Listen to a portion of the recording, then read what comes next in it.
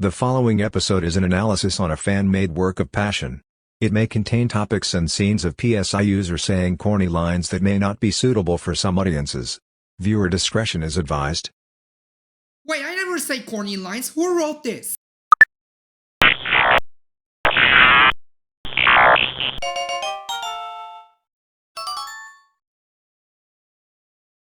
Hey everybody, good to see you all again. You know, every once in a while, people encounter different kinds of words that have a lot of value to them because they know they had something really special that connected to them in a meaningful or spiritual way.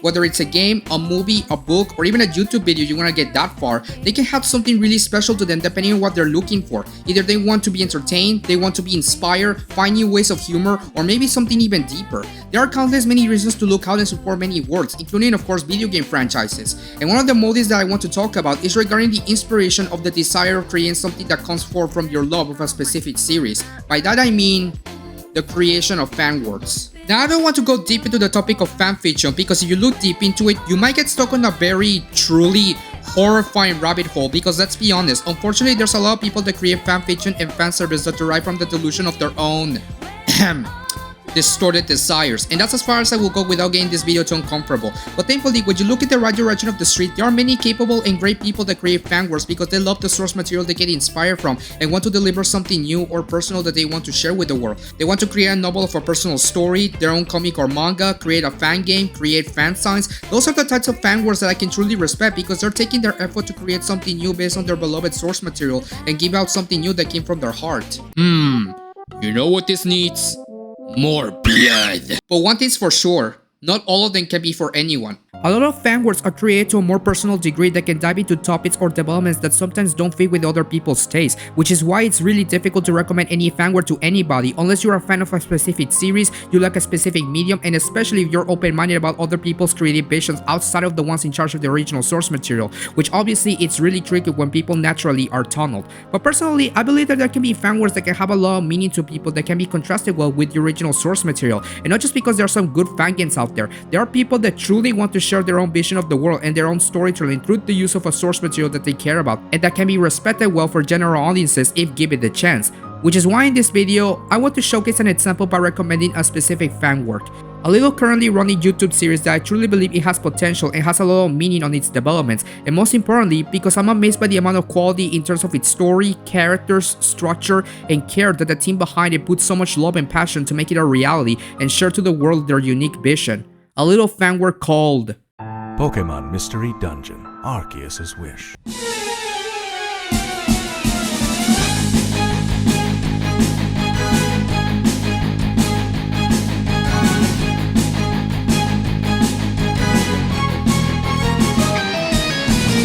Okay, so what's this about? Pokemon Mystery Dungeon Arceus' Wish is a currently running fan-made animation / audio drama based and inspired on the Pokemon Mystery Dungeon series. It was created, written, and directed by Deppy Gomes, an artist and musician with great and incredible talents as shown on his social networks, with his greatest feat creating his own team of dedicated artists, editors, and voice actors known as the Underground Media Group, who are the main group responsible for creating every aspect of the show. These guys have their main vision of not only creating original material, but also creating derivative and transformative works based on other source materials to create exciting new mediums. This is their first full-fledged project, and so far on what they deliver, they really show to have incredible care and talent to make this project the best it can be in terms of presentation and execution. Now, fanworks based on PMD are nothing new. If you look at any Pokemon Mystery Dungeon fan, they probably had at some point made fan comics, dubs, fan novels, and most commonly their own Mystery Dungeon stories. Now, I can't really comment on any of that because I haven't played the Mystery Dungeon games yet, although I do know the premises of those games. And most of the fanworks I saw based on that source material, I personally don't find them too interesting for me for a variety of reasons. Like, I think they play too safe with following the same formula as the games, and also because some of them can get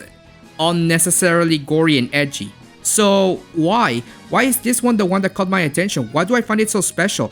Well, there is a huge reason for that I'll get to later, but for right now, let's dive into why this show, so far, holds up and why I think I can recommend it to not only Mystery Dungeon fans, but also Pokemon fans in general.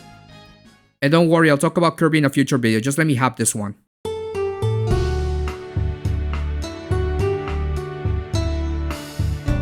Now, you think the premise of the show was going to follow the same old shit that any mystery dungeon game tackles, you will be half right and half wrong, but more on the wrong side. And yeah, I was kinda like that too. The first time I encountered this show was probably around November 2021, and the reason I was looking into PMD related stuff was because I wanted to find inspiration in the writing for a secret project, and that's why I stumbled upon a little video called Arceus' Wish Chapter 1, and I thought, why not? It's probably going to be something cute with sketch storyboards and stuff. It's probably going to be okay, but nothing too baffle or even something that touches on my sensibility. Kyle managed to smile as he lied, not knowing what else to say. There's nothing special about me. I should be home right now, asleep, in bed. This thing is gonna make me cry, isn't it? Okay, so what's the basic premise? Basically, in a non-specified year of the 21st century, justified by this one line of dialogue. Is that coming from my computer? We see immediately that Arceus and Jirachi are being attacked and engulfed by a mysterious, malevolent, and dark entity known as the Entity. I swear that the writing is good, trust me. It says that everything is lost, but before Arceus is gonna go by that darkness, he makes one last wish to Jirachi, believing that this one wish will be the salvation not only of them, but for the rest of the established mystery dungeon world from this mysterious new evil. And so after Jirachi does the little thing from the title 3 minutes into the video, the story kickstarts as we see the immediate effects of this wish as our titular human-turned Pokemon is being forced and spirited away against his will into the mystery dungeon world. This is Kyle, a human young adult now turned into an Umbreon, who definitely needs some therapy because, yeah, he really is shy and unconfident in his own person. Super relatable if you ask me. We've been there, buddy. In any case, Kyle is now found in this unforgiving, strange world where Pokemon live but no human inside. He befriends a sweet Espeon by the name of Nila, and as they bond with other citizens, strange occurrences happen to this world like the mysterious murders of Pokemon and Pokemon that start behaving savagely through the methods of a mysterious affliction, all by the work of this mysterious entity. And as shown in the trailers, Kyle seems to be the key to save not only this world, but possibly his own, with Arceus being possibly the only one that knows the true predicament of this whole scenario. Now honestly, I cannot give a full review of this show at this point, or even of this volume, because at the time of this recording, there only has been 2 episodes released, so unfortunately I cannot give too many details like how this story is overall. I'm only going off by what has been released and based on my interpretations of the themes and characters, but what I can tell you right here is that I think this premise is really interesting, if a bit simple, but the way it is structured, I really appreciate how this story is actually taking its time to develop the world around it, and it's not rushing things out just for the sake of just following the PMD formula. If you watch the chapters yourself, you can notice how character driven this narrative is, and it takes its efforts to showcase the personalities and motivations that these characters have. It doesn't pull punches or isn't afraid of showing really dark imagery. Everything is paced in a way that is easy to follow, but it still puts you on the edge of your seat by its unexpected outcomes, and it takes sufficient risks in terms of presentation and dialogue, all thanks to the combined efforts of the UMG team to develop this story in the most professional manner possible. There's more to the story that I would love to talk about, but I will reserve that when I talk about spoilers later in the video. But for right now, I want to talk about specifically about the other aspects that make this show look professional. That'll do just fine. Why, thank you. But don't be so smug about it.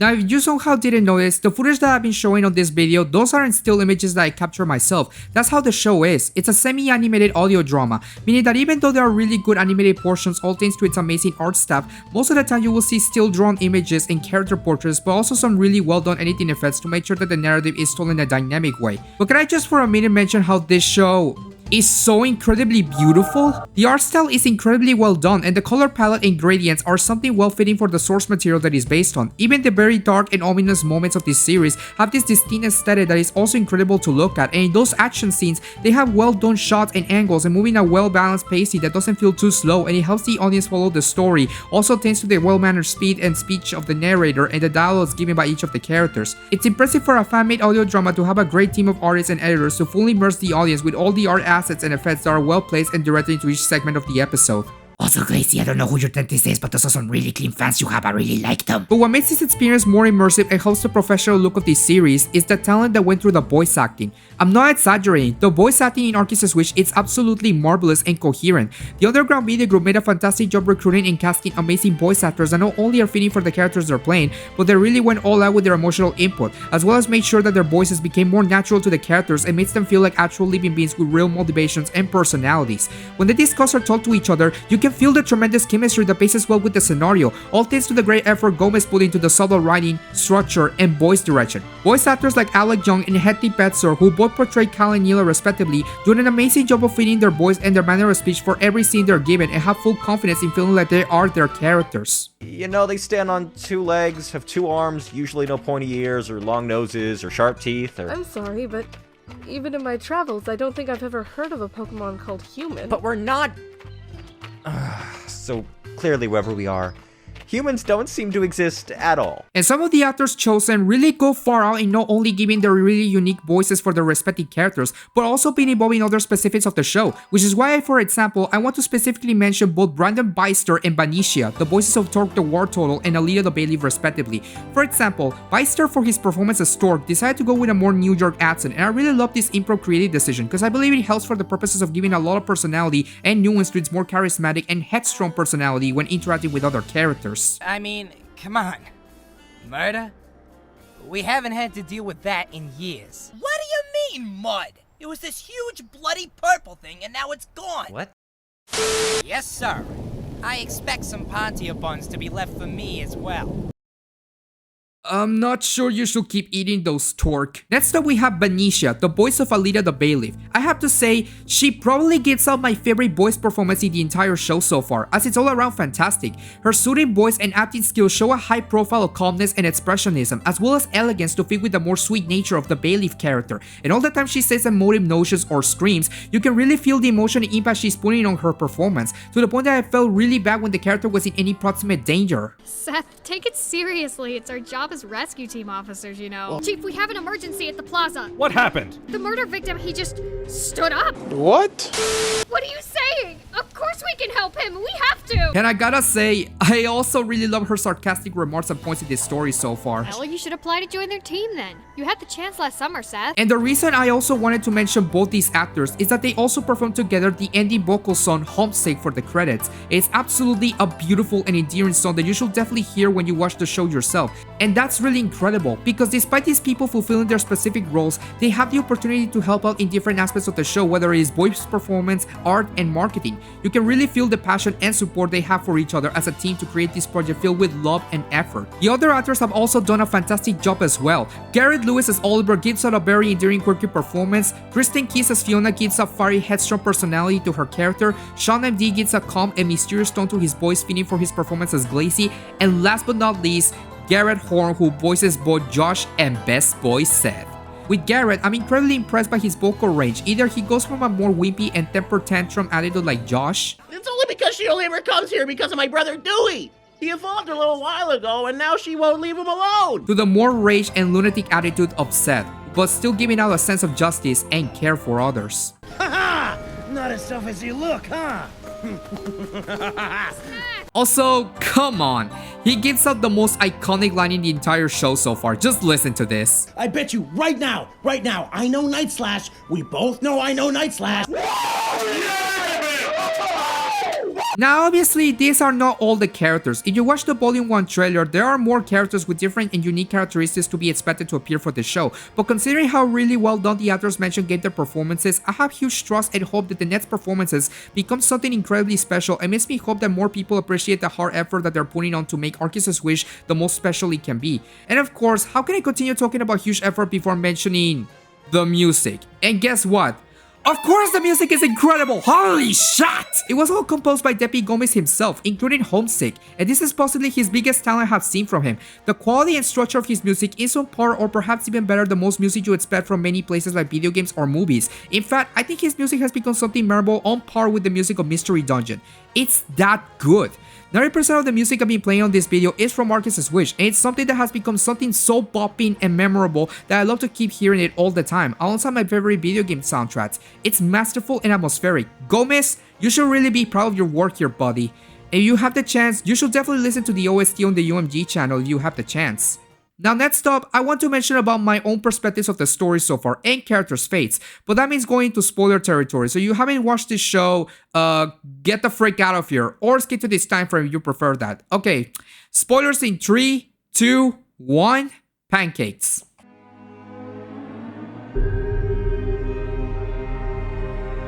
I already praised the simple nature of the premise, but I have to say, wow, this show doesn't hold up from being really dark. When you see the Peach's body and bleeding out, that's when you know this story is not kidding around. And yes, there is dark imagery of the creature, so if you're sensible to that, then maybe the show is not for you. Those disclaimers are not kidding around. At the moment that Cal got shot with a Shadow Ball by the assimilated Gengar in episode 1, it was incredibly impactful, and you felt really bad and uncomfortable seeing this poor and shy character suffer so much just being one day on this strange world. But you're probably thinking, oh goddammit, Cal's already dead, time to throw the iPad to the bin! But no, as you can see, the dark imagery is not used as shape shock value like other PMD fanworks. There's a reason things happen so far, to progress the story. As we can see, Kyle still survived, even after receiving a message from Arceus telling him to continue moving forward and to save the universe. You see glimpses of how malevolent being of chaos the entity is. You see how everyone is worried about each other, and despite these characters being Pokemon, you can feel a great humanity in them as they struggle but also push forward for the betterment of their loved ones and their surroundings. The best part, like I said before, is that it doesn't rush things out. At this point in the story, Kyle has not been put in a rescue team yet because the creator feels that it's really important to build up the world they're living in, subtly foreshadow the inner demons that some characters have, establish the kinds of dangers the main characters are probably going to keep being challenged upon, and establish those relationships that I suspect that are going to be focal points for many of the characters' stories, assuming that this show will continue having this character-driven format, and that's what I love about these kinds of stories. In my own perspective, plotlines and stories are meaningless if you don't feel anything about the characters that are the main players of the narrative they're put in, and I want to see them grow, have desires, have motivations, make me feel that the scenarios that happen have a meaning to them in terms of how it affects the characters and us as an audience. I'll admit, when the simulated affliction was detailed in chapter 2, I was kind of disappointed that this will be one of those zombie apocalypse types of stories, because honestly, I'm not that into zombies, and media based on those, I honestly see them as too overrated. Sometimes, Pokemon are struck down and lose their minds, turning into this. But often, those who are killed rise up from the dead as violent, bloodthirsty, assimilated beings. What are you talking about? But because this show has shown this amount of love, quality, and care upon it, I'm honestly giving this plot point a chance because I'm intrigued by how the characters will persevere from it. And I'm really interested in seeing how the story will progress, know about Glazy's true intentions, and what else does he know about assimilated Pokemon, what's going to happen to Seth after having been infected and leaving Alita to take presence of her best partner being lost forever, there's no solution to it, what would the rescue team do with Kyle, why is Kyle so special, who are the mysterious new characters, what about Nila's feelings, what's the origin of the entity, what did Kyle have for breakfast this morning? It leaves me with questions, but questions that I want to know the answer for me to look forward to, and it makes me more engaged with the progress of this project, and I'm personally all for it. At the end of the day, I can definitely say that this project has the potential to be something incredibly special, and the Underground Media Group is doing a marvelous job to make this story the most immersive and subtly dark endeavor that you might possibly never see in an official Pokemon Mystery Dungeon product. You can watch the first 2 chapters or listen to its soundtrack on the UMG channel on YouTube if you're interested in it. If you love Pokemon, especially Mystery Dungeon, I can wholeheartedly recommend this show. It will depend on you if this is something of your taste, but I believe it will hook you up for the potential scenarios it might intrigue you upon. It definitely intrigued me all the way. And the main reason why I wanted to talk about this web series in particular is just that I relate wholeheartedly with Deppy Gomes on the notion of wanting to tell a personal story they've been wanting to tell for many years and make the best effort showcasing it. And I really hope with this video, people can find a huge appreciation of the passionate work this whole team is dedicated on. And another important reason I made this video is because I want more people to help appreciate creators and teams like these that are putting their effort in creating unique stories that might not be possible in other circumstances and that come from unique hearts and viewpoints. It's one of the reasons why I appreciate mother fandom groups like Starman.net, Mother Forever, and Earthbound Eternal, because they want to tell their own stories and show their creative prowess through the use of the source material that made them better people. I want more people to appreciate Arceus' wish and the team behind it because small creators deserve the chance to let their voice be spoken and be heard. And after seeing fan projects that fall apart because they have distrust with their own team or are obsessed with popularity, I hope the Underground Media Group keeps being this passionate, unique team of artists and editors that continue moving forward in creating meaningful projects. I'm not sure if the UMG themselves will ever watch this video, but if they do, I hope they appreciate this message, and I hope that people with creative efforts like myself have your support for the future. I just want to wish you, Deppy, the voice actors, and the whole team to keep doing your best, and please support each other till the bitter end. You have the chance of making something incredibly special for many people, including myself, and inspire others to create their own dreams. I hope you all have a fantastic day. Cheers, everybody.